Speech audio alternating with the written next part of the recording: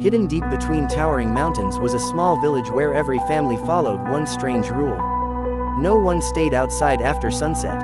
As darkness fell, every door and window was locked, and the streets became completely empty.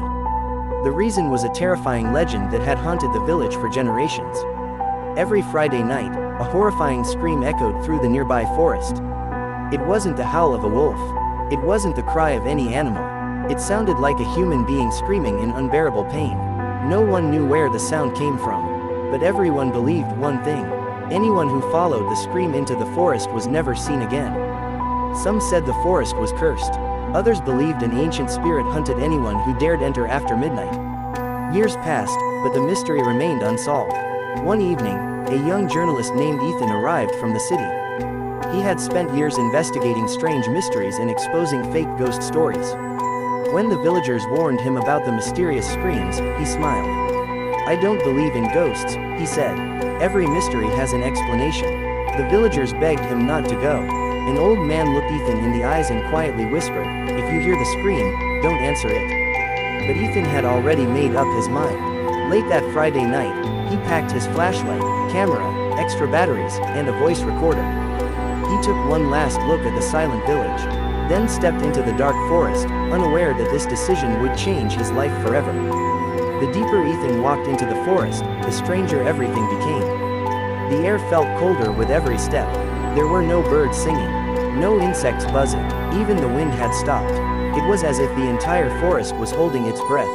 Then, a horrifying scream ripped through the silence. It was so loud that Ethan froze in place.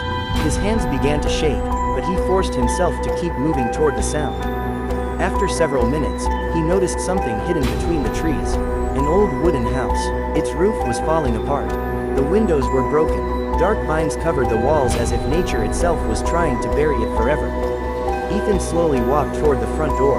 Before he could touch the handle, the door creaked open on its own. He hesitated for a moment, then stepped inside. The house was covered in dust. Broken furniture lay scattered across the floor. The smell of damp wood filled the air. Suddenly, a loud creak echoed from the second floor. It sounded like someone had just taken a slow step. Ethan raised his flashlight toward the staircase. "Who's there?" he shouted. No answer, only silence. Then, another slow footstep. This time, it was much closer. Holding his camera tightly, Ethan took a deep breath and slowly climbed the stairs. Completely unaware that something was already watching him from the darkness, Ethan reached the top of the stairs. The hallway stretched into complete darkness.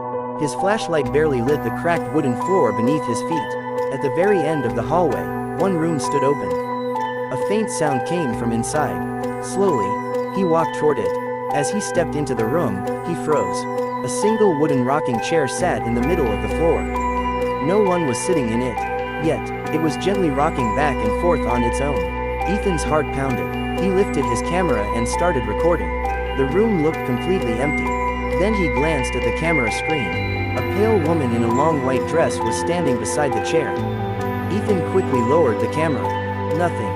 The room was empty again. He raised the camera once more. The woman was still there.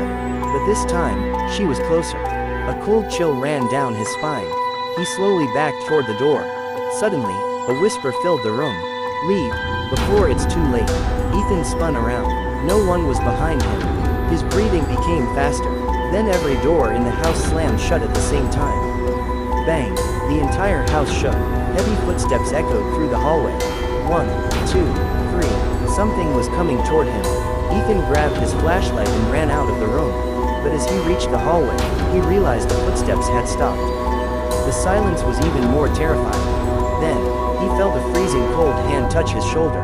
He slowly turned around. Ethan slowly turned around. There was no one behind him. His heart was pounding so hard he could barely breathe. Then his camera suddenly turned on by itself. The screen flickered for a moment. When Ethan looked at the display, the pale woman was standing only a few feet away. But when he lowered the camera, the hallway was empty. His hands trembled as he raised the camera again. This time, the woman smiled. A terrifying, unnatural smile.